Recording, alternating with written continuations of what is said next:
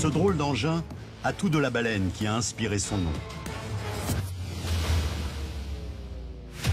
Le Beluga XL est le fruit d'une coopération européenne. Sa fabrication est l'aboutissement d'un travail d'équipe aux quatre coins du continent.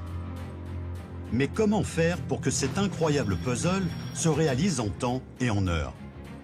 Comment acheminer des pièces XXL à travers toute l'Europe? Ce nouvel avion va permettre de relever un immense défi. Livrer plus de 37 000 avions dans les 20 prochaines années. Voici venu le moment de vérité. Cet avion hors norme va-t-il réussir son premier vol d'essai?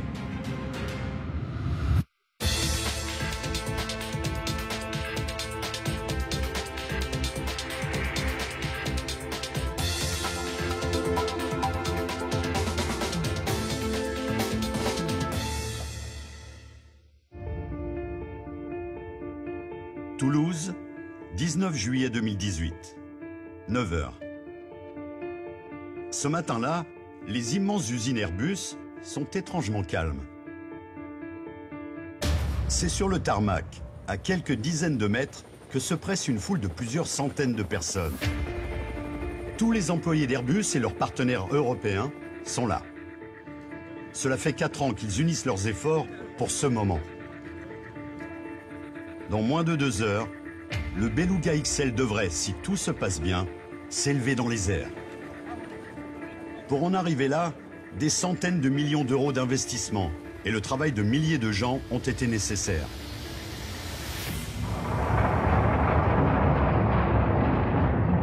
« 9h30. Le Beluga XL va se dévoiler pour la première fois. Flambant neuf, il n'a jamais encore sillonné les airs.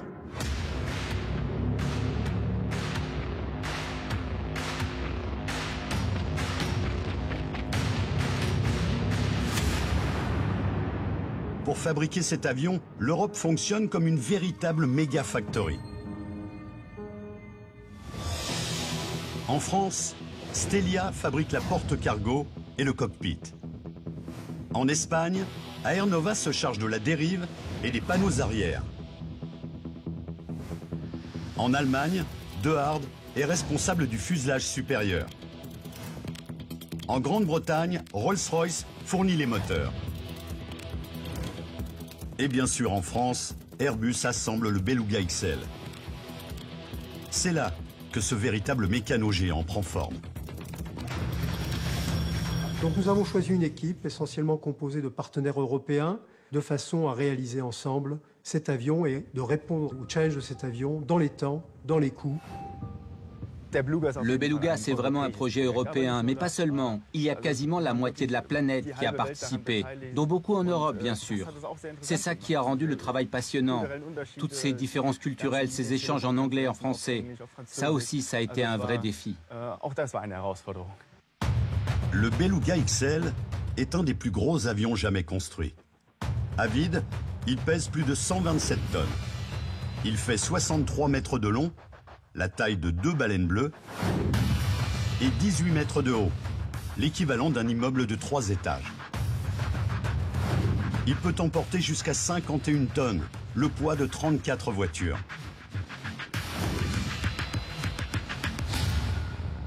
Pour en arriver au vol test, cela fait 4 ans que toute l'Europe se mobilise.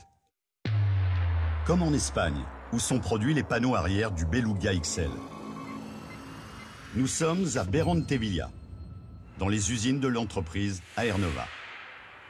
Cet immense site industriel fait plus de 23 000 mètres carrés. Ici, on travaille depuis 25 ans pour les plus grands avionneurs du monde. Boeing, Bombardier, Embraer et Airbus, bien sûr. La mission des Espagnols, concevoir les panneaux arrière de l'avion. Ces pièces comptent parmi les plus complexes de l'appareil. Un exemple, cette dérive. C'est l'une des plus grosses au monde.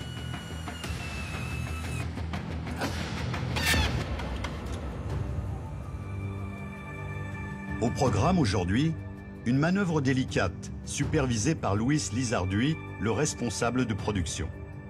Il s'agit de déplacer un énorme panneau latéral pour qu'il puisse être livré à Toulouse dans 5 jours. Luis reste vigilant. Aucune improvisation n'est possible avec cette pièce très lourde, mais surtout extrêmement fragile. La première fois que j'ai réalisé cette opération, c'était complètement nouveau. Je ne savais pas du tout comment ça se passerait. Il faut toute une équipe pour soulever cette pièce énorme qui a nécessité plusieurs mois de travail. Chaque extrémité de la pièce est sous contrôle pour éviter que la structure ne se balance. La tension est palpable. Le moindre choc, aussi infime soit-il, pourrait endommager le panneau. Il faut plus de 2 heures pour effectuer la manœuvre. Il n'y a pas le droit à l'erreur.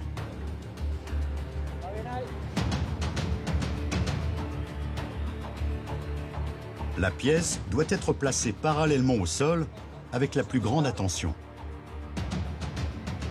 Il s'agit de la déposer délicatement sur une structure métallique conçue sur mesure pour assurer son transport.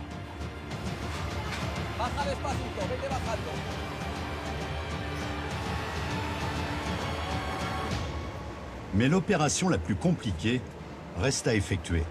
L'acheminement de cette pièce vers la France.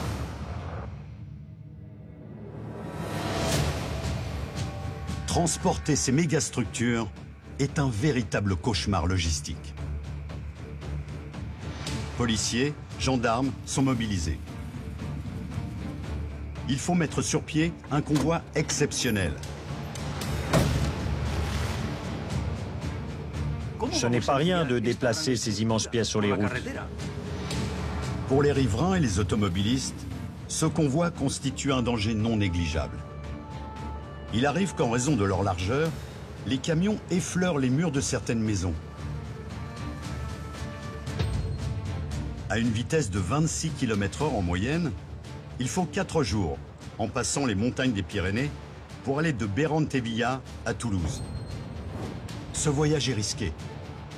Un choc, un accident, et tout serait à refaire.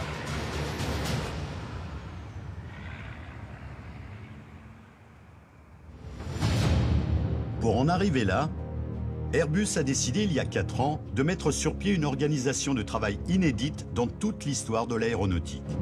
En 2014, au début du programme, Airbus a réuni physiquement à Toulouse 1 millier des meilleurs experts européens durant 1 an et demi.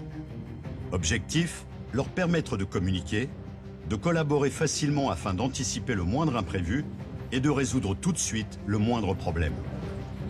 On ne résout les problèmes que par échange direct. Et il faut que tous ces métiers puissent se parler entre eux. Il faut aussi que le bureau d'études parle aux industriels, puisque ce que l'on conçoit, on doit être capable de le produire. Ça aurait été très difficile de travailler depuis l'Allemagne, loin de Toulouse. C'était aussi un très gros défi de réunir tout le monde. Structure, aérodynamique, matériaux, tous les arbitrages clés ont été faits en commun. Nous nous sommes entraidés. Nous avons travaillé main dans la main. Tous les problèmes soulevés par les ingénieurs ou les clients ont été résolus, presque tout de suite. Et c'est comme ça qu'on a pu avancer si rapidement sur un projet aussi complexe. Le défi, éviter les problèmes de communication qui empêcheraient de livrer l'avion à temps. Comment relever ce challenge, d'autant qu'il faut concilier des cultures industrielles différentes et des façons de travailler venues des 4 coins de l'Europe. « 19 juillet. Toulouse. Alors que le Beluga XL est tracté vers la piste, les équipes d'Airbus et de ses partenaires continuent d'affluer vers le tarmac. Au même moment, les hommes qui vont assurer ce vol vérifient les derniers détails avant d'échanger avec la presse internationale. À leur tête, le chef pilote, Christophe Kehl, un ancien pilote de chasse de l'armée française. 10 heures. Christophe se dirige vers le tarmac avec son équipage. À ses côtés se trouve un copilote et 3 ingénieurs de pointe chargés des tests. Derrière leur sourire, la tension monte. Et si un imprévu survenait au beau milieu de ce premier vol?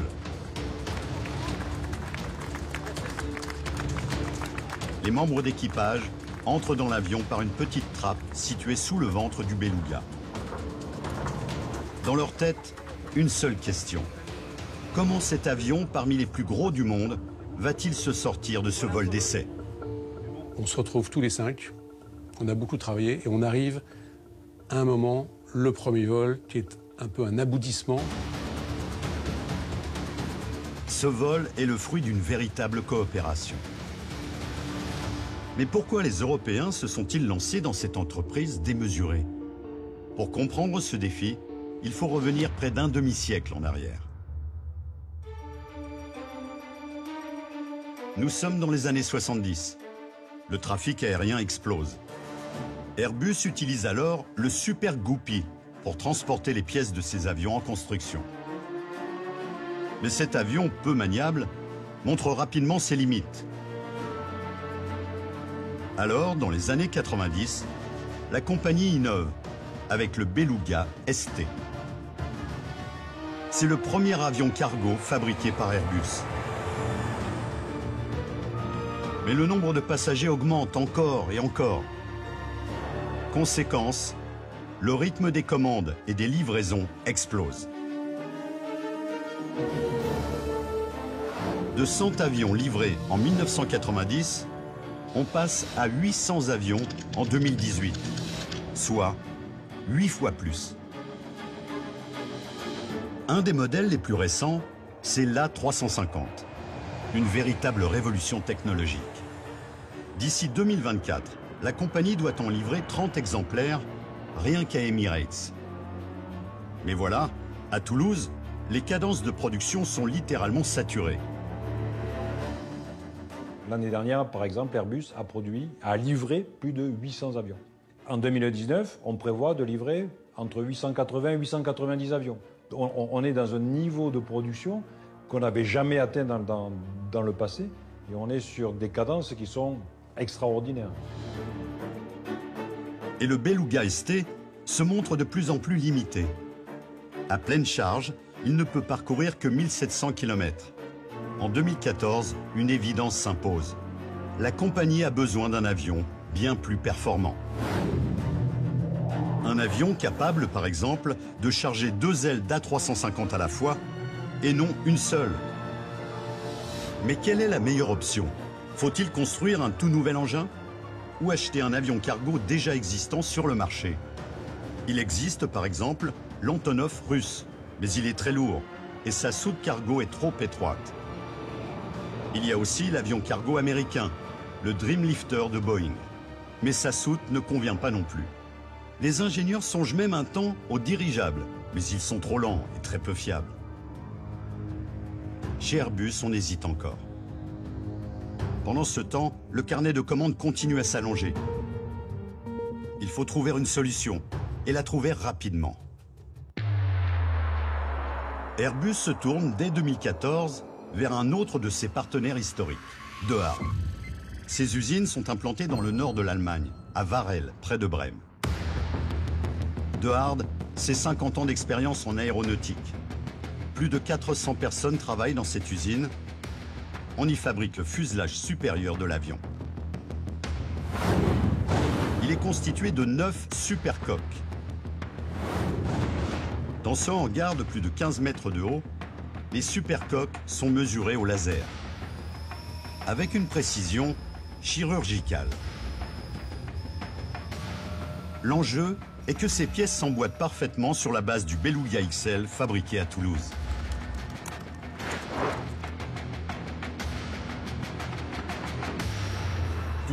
Les coques que vous voyez derrière nous sont les plus grandes jamais construites pour un avion Airbus. Elles mesurent 8 x 8 mètres. Ce sont elles qui vont permettre au Beluga XL d'avoir une capacité de transport si importante. Ces pièces semi-circulaires sont des éléments clés du Beluga XL. Une fois assemblée, elle constitue le fuselage supérieur.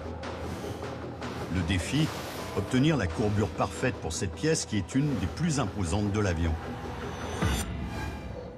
Un fuselage qu'il faut acheminer vers Toulouse, comme les pièces espagnoles. Ce soir commence un lent voyage de plus de 1500 km qui va durer jusqu'à 5 semaines. La première étape, par la route, est extrêmement délicate. Chaque conteneur pèse plus de 15 tonnes pour 10 mètres de long. Si la pièce cognait une maison, un arbre, il faudrait tout recommencer. Il est parfois nécessaire de déplacer des panneaux de signalisation et même de réveiller les habitants en pleine nuit pour qu'ils enlèvent leur véhicule. Le danger est permanent.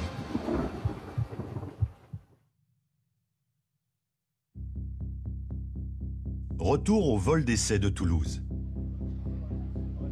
Le public retient son souffle. Nous sommes à moins de 15 minutes du décollage. Après 4 ans de travail, c'est l'heure de vérité. L'équipage effectue les dernières vérifications avant le grand moment. Les 5 hommes de bord s'équipent de parachutes. Tout a été vérifié, anticipé bien sûr.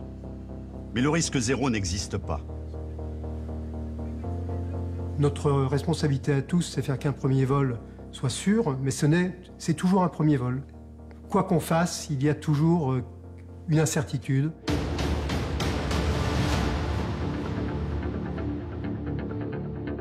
Le compte à rebours est lancé. Au sol, les pistards effectuent un dernier tour de l'avion. Dans quelques instants, l'équipe sera seule à bord.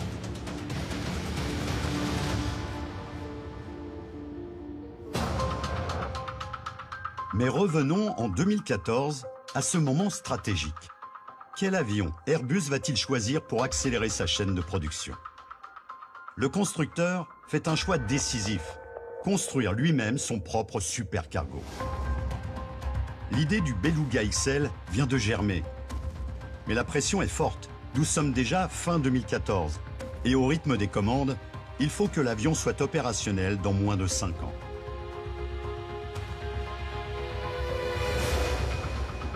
Plutôt que de concevoir un nouvel avion de A à Z, les ingénieurs décident de partir d'un avion existant, l'A330. Le Beluga XL sera un A330 entièrement transformé. Cet avion a déjà été construit à plusieurs centaines d'exemplaires. Il est connu dans le monde entier pour sa robustesse. L'image qui me vient en tête, c'est un soufflet. Oui, ce que je veux dire, c'est que vous avez votre soufflet dans le plat. En dessous, il est bien contenu, mais au-dessus, il gonfle. Et on a comme ça, finalement, la 330 qui est gonflée. Et ça nous donne le Beluga XL. Pour commencer, les ingénieurs déshabillent littéralement un A330. Ces panneaux supérieurs sont retirés à l'aide d'une scie à mesure laser qui garantit une coupe au millimètre près. On obtient ainsi un avion coupé en deux, comme un sandwich. On intègre les pièces arrière, venues d'Espagne, puis on insère sur cette base les panneaux d'une immense soute cargo. Elle pourra accueillir des pièces de plus de 45 mètres de long. Donc là, on voit très bien la jonction qu'il y a entre la partie fuselage de l'A330, qui est la partie inférieure, et la partie supérieure du cargo qui a été rajoutée. Donc on voit très bien cette espèce de pièce qui fait la jointure avec tous ces rivets qui est à l'horizontale. Dans les usines de Toulouse, des blocs entiers d'A330 sont mis en place. Le défi technologique est de taille. L'A330 a été conçu il y a plus de 20 ans. Le Beluga XL fait lui appel aux technologies les plus modernes. Et il est particulièrement difficile de concilier l'ancien et le nouveau. Les moyens dont on disposait autrefois sont très différents sur le plan technologique de ceux qu'on a aujourd'hui. Nous avons dû associer nouvelles technologies et technologies anciennes.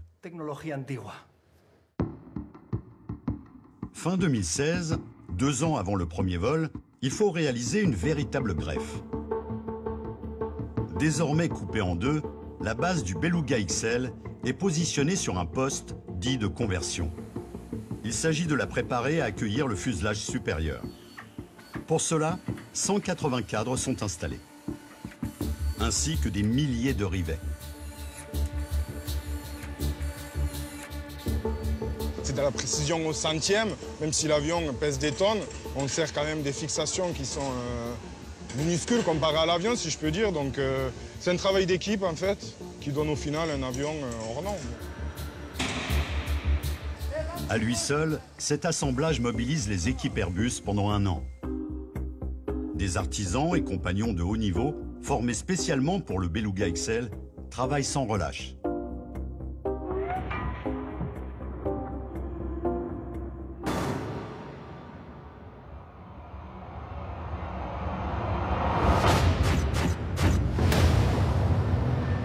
Charger, décharger d'immenses pièces aussi rapidement que possible.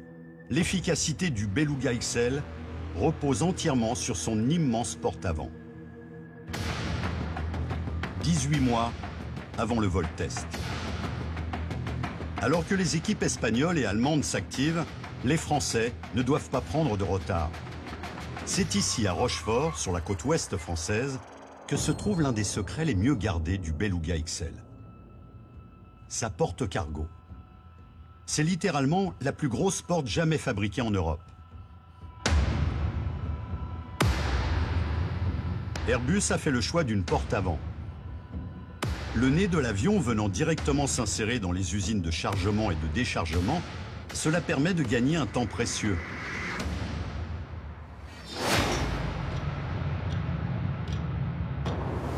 « 10 mètres de profondeur, 8 mètres de hauteur. Cette porte cargo pèse plus de 3 tonnes, 170 fois le poids d'une porte d'avion classique.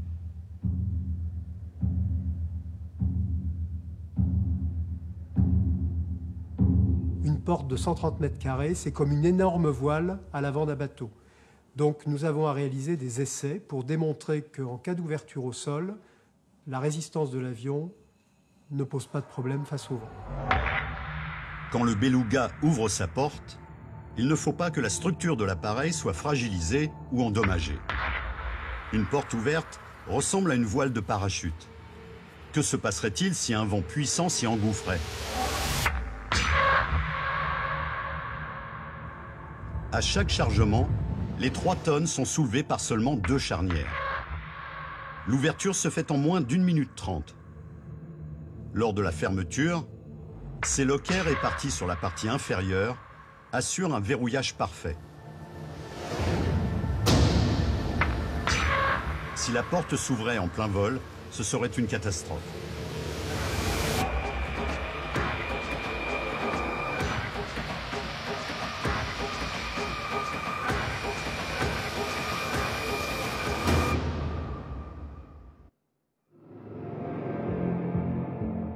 Toulouse, 10h20.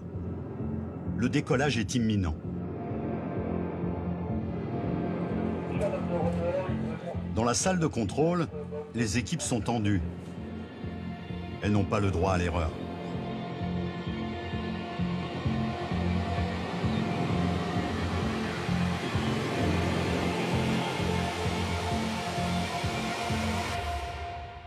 Alors là, encore une fois, on est très concentré. On est à la fois confiant et on s'attend à l'imprévu. Jusqu'à une certaine vitesse, on est prêt à interrompre le décollage. Et au-delà, on sait qu'on va continuer quoi qu'il arrive, même si on a une panne. Le Beluga XL se positionne en bout de piste. Mais pour arriver à ce moment déterminant, les équipes ont vécu un véritable cauchemar logistique.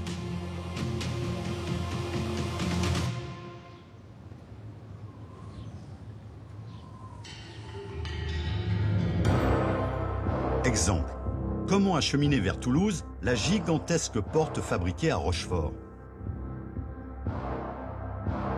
Elle doit d'abord traverser la ville pour rejoindre son port fluvial. L'opération est risquée. Il faut plus de 3 heures pour parcourir moins de 3 km. Les tracés de cette cité du XVIIe siècle ne sont pas adaptés à ce genre de convoi. Faire tout le trajet à cette vitesse ne permettrait pas de livrer les pièces à temps pour l'assemblage.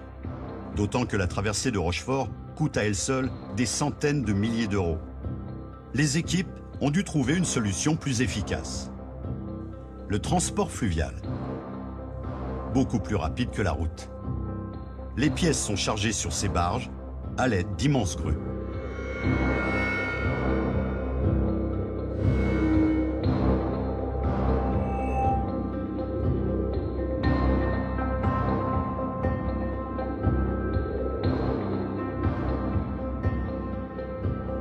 Partant du port de Rochefort, la barge s'engage sur la Garonne.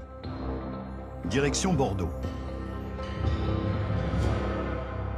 Puis elle remonte jusqu'à Langon.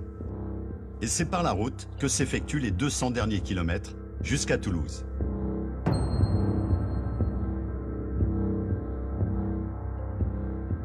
La porte cargo emprunte ce qu'on appelle un itinéraire grand gabarit. Un parcours conçu spécialement pour transporter d'immenses pièces d'avion vers Toulouse.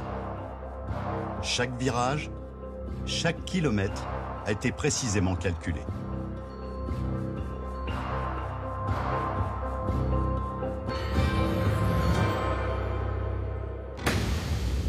Janvier 2017. Nous sommes 1 an et demi avant le vol test. Les pièces espagnoles, allemandes, françaises sont maintenant centralisées à Toulouse. Il est temps de commencer enfin l'assemblage de cet incroyable puzzle industriel.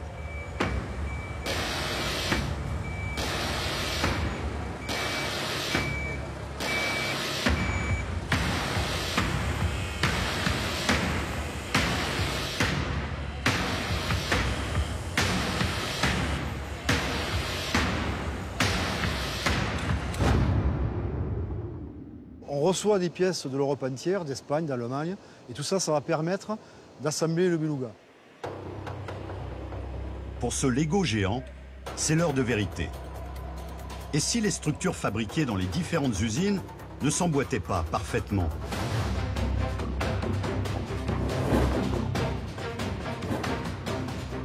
Et s'il y avait d'infimes erreurs de calcul, de conception?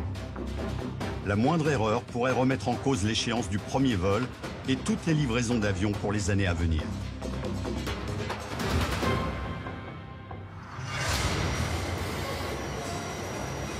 Une des séquences les plus délicates est sans conteste l'insertion de l'immense porte-cargo venant de Rochefort. Toutes les équipes de techniciens sont mobilisées sur le poste d'assemblage. Pas le droit à l'erreur, la concentration est maximale. Cette pièce ultra complexe de plus de 3 tonnes doit s'encastrer au millimètre près sur le fuselage arrivé d'Allemagne.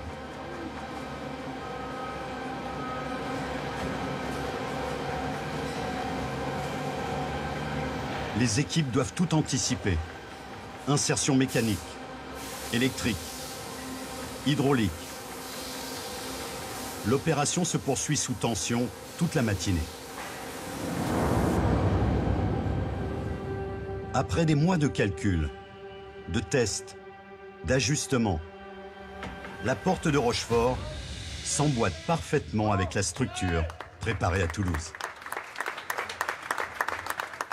On sent qu'on est au cœur d'un système industriel, on est au cœur d'une compagnie aérienne. Il y a un fond de pionnier quand on travaille sur le beluga. Quand vous discutez avec les mécanos, ils ont une fierté à avoir les avions en service. L'assemblage se termine avec l'intégration des dernières pièces principales. Les supercoques allemandes, l'empennage et les panneaux arrière espagnols.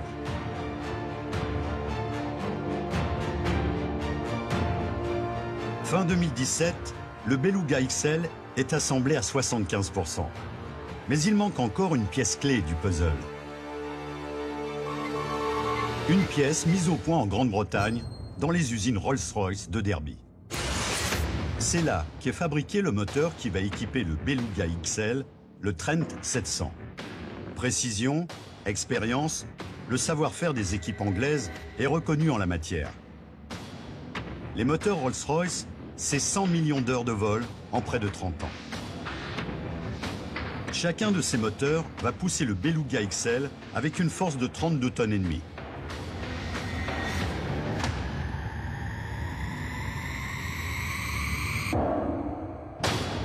Une fois finalisés, testés, ces moteurs sont envoyés à Toulouse, puis installés sur le poste de conversion du Beluga XL. Reste une question. Comment vont-ils se comporter le jour du vol test?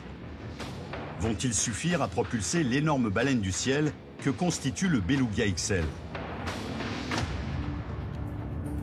Ces réacteurs ultra puissants font presque 6 mètres de long. Ils pèsent chacun plus de 6 tonnes. Ce moteur d'exception a fait ses preuves.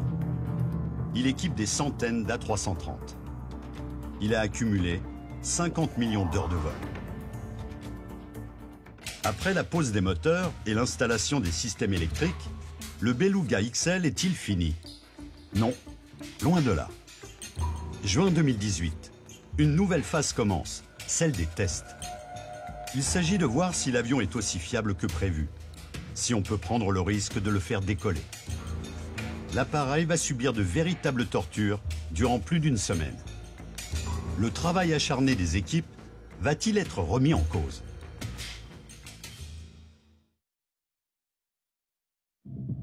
Il existe en particulier un danger majeur, que les ailes ne vibrent à l'excès et finissent par se briser en vol. Pour prévenir ce risque, un test central, le test de vibration. L'avion est bardé de plus de 600 capteurs, 7000 mètres de câbles et 300 mètres de fibre optique. On vérifie que certaines parties critiques de la structure de l'avion résistent aux efforts et au nombre de sollicitations qui sont prévues. Donc on a des morceaux d'avion qui sont passés dans un laboratoire et qui sont sollicités, qui sont martyrisés, dirais-je, avec différents efforts, et on s'assure que la structure tient bien. L'avion va être torturé et évalué sur 34 points différents. Ces tests sont menés par 2 équipes d'experts, français et allemands, main dans la main. Il s'agit de prévoir le comportement de l'avion dans des conditions de vol extrêmes, de voir si la réalité correspond au modèle mathématique.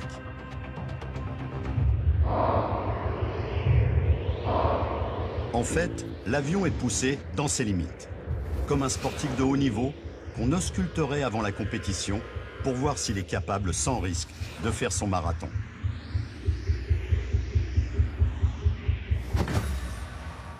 Autre menace, celle du feu. Le feu, c'est le cauchemar des équipages. Que se passerait-il s'il se déclenchait en vol dans cette soute? Lorsque c'est le cas dans un avion classique, les pilotes doivent atterrir de toute urgence. Sur le Beluga XL, les consignes de sécurité n'ont rien à voir. Si le feu a lieu dans le cargo, dans la zone où on va mettre toutes les pièces que l'on transporte, c'est une zone qui n'est pas pressurisée. C'est-à-dire qu'il est à la même pression que la pression extérieure. Lorsque l'on monte en altitude, plus on monte, moins il y a d'air. Donc s'il y a un feu dans cette zone-là, effectivement, le moyen de ralentir la progression du feu, voire de l'éteindre, c'est de monter. Dans le Beluga XL, contrairement aux avions commerciaux, seul le cockpit est pressurisé. Sa soute cargo, elle, est à la même pression que l'air extérieur. En cas de départ de feu, la procédure de sécurité est étonnante. Il ne faut pas atterrir en urgence, mais au contraire, prendre de l'altitude. À mesure que l'avion monte, l'oxygène se raréfie, solution radicale pour vaincre les flammes.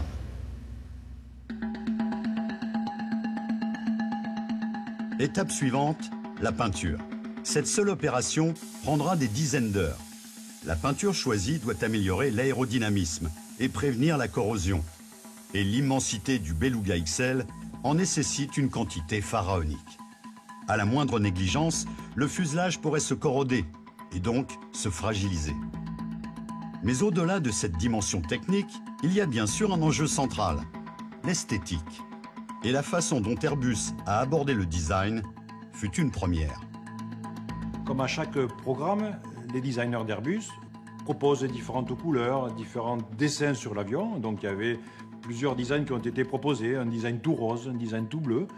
L'équipe de communication a dit mais pourquoi ne pas demander au personnel Airbus?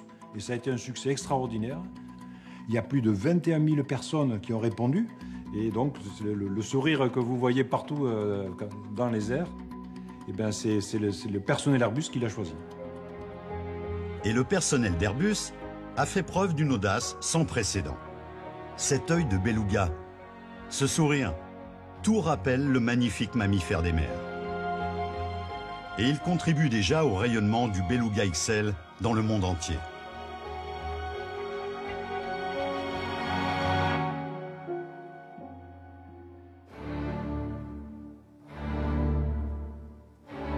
À Toulouse, ce 19 juillet, toute la ville Airbus retient son souffle. Tous les voyants sont au vert. La tour de contrôle autorise le décollage. Pour Christophe et son équipage, la tension est à son comble. Ce sont 4 ans de travail qui se jouent dans les secondes à venir.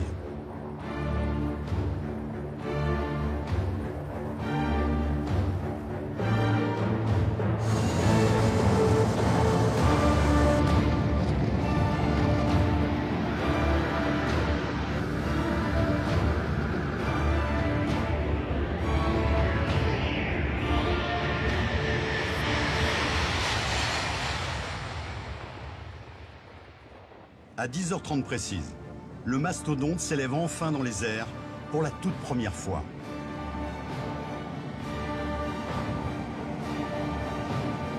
Tous les scénarios ont été envisagés. Mais un vol d'essai est toujours un moment risqué. Le risque zéro n'existe pas.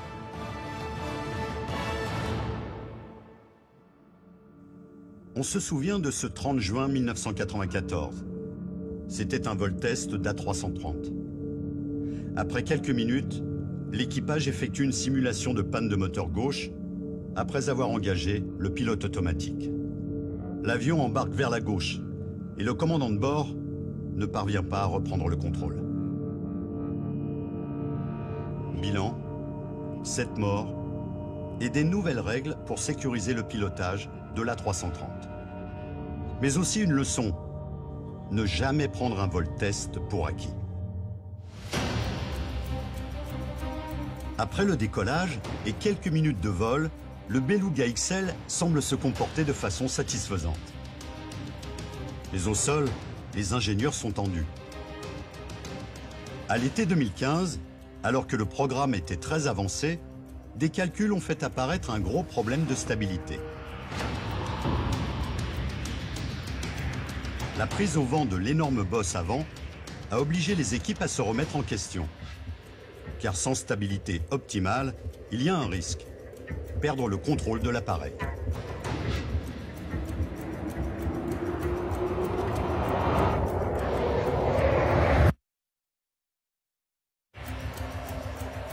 Les calculs nous ont montré que ce qu'on avait prévu à l'origine était trop petit, c'est-à-dire ne permettait pas d'assurer la bonne stabilité de l'avion.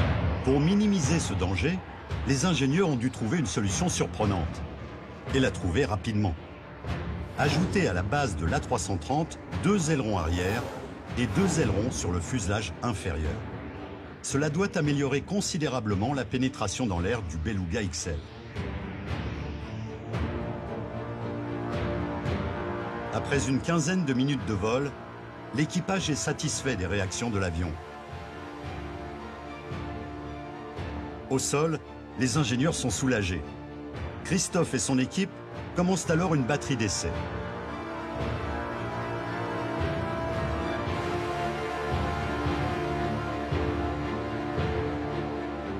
Les pilotes font tanguer l'avion pour évaluer sa maniabilité. Il est temps ensuite de pousser la machine dans ses limites. Pareil, on va explorer l'avion en vitesse, on va accélérer un petit peu. Pareil, on va faire un virage à droite, un virage à gauche, on va monter un peu, redescendre et vérifier qu'il y a un comportement normal de l'avion. Il s'agit de tester l'avion à grande vitesse, mais aussi de se mettre volontairement dans des situations critiques, en particulier ce qu'on appelle le décrochage, quand l'avion n'a plus de portance et risque la chute libre. Donc on va aller de plus en plus vite, jusqu'à la vitesse maximum de l'avion. Et on va réduire la vitesse, réduire en tirant sur le manche de plus en plus, jusqu'à ce qu'on voit apparaître ce décrochage. Ce décrochage, il se manifeste généralement par le nez qui tombe. Et après, il faut reprendre de la vitesse. Stabilité, paramètres moteurs, système de communication, Christophe Kehl et son équipe concluent leur test avec succès. Le public est soulagé et heureux. C'est l'aboutissement de 4 ans de travail qui volent au-dessus d'eux.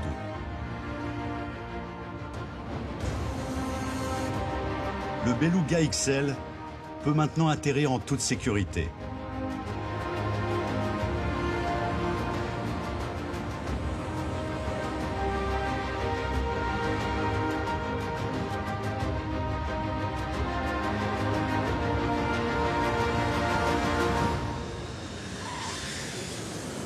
Il est 14h41 quand l'avion touche le sol.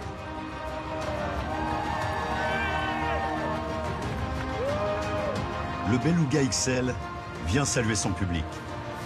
Français, Anglais, Allemands et Espagnols ont fait le voyage. Alors c'est un moment qui est très très fort celui-ci, parce qu'on est rentré, on est heureux, le vol s'est très très bien passé, c'est une très belle journée, et on a devant nous, oui, les familles, mais aussi toutes les personnes qui ont travaillé sur ce projet, qui ont travaillé beaucoup des années sur ce projet, et qui sont tellement heureux d'avoir vu l'avion voler. Que d'efforts, d'échanges, de problèmes à résoudre pour arriver à ce moment de joie pure. C'est l'heure pour l'équipage de lancer la mascotte qui les a accompagnés. Participer à la construction d'un avion comme celui-ci, ça n'arrive pas souvent dans une carrière. On est évidemment très fiers de voir cet avion voler, fiers de savoir qu'on y a contribué. On y a mis tellement de nous-mêmes, d'efforts, d'énergie. On a montré qu'on était capable de réussir ce projet en tenant les délais. Il a fallu beaucoup de persévérance, mais on est arrivé. C'est une équation ultra compliquée, mais par leur passion et leur motivation, cette équation a été résolue.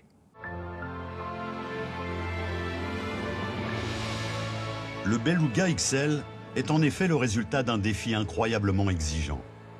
Christophe Kehl, qui a suivi tout ce parcours, le sait mieux que personne.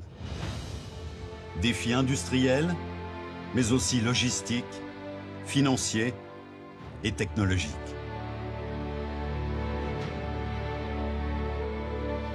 D'ici 2023, si la suite des essais est concluante, 6 Beluga XL vont sillonner chaque jour le ciel européen. Pour assurer des cadences de production effrénées, ils voleront sans relâche entre Toulouse et les 4 coins de l'Europe. Au total, ils vont voler chaque année 6,5 millions de kilomètres, soit 17 voyages vers la Lune. Et derrière ce pari industriel, il y a aussi la fierté, la joie d'hommes et de femmes qui n'oublieront pas cette aventure, celle de la naissance d'un géant du ciel.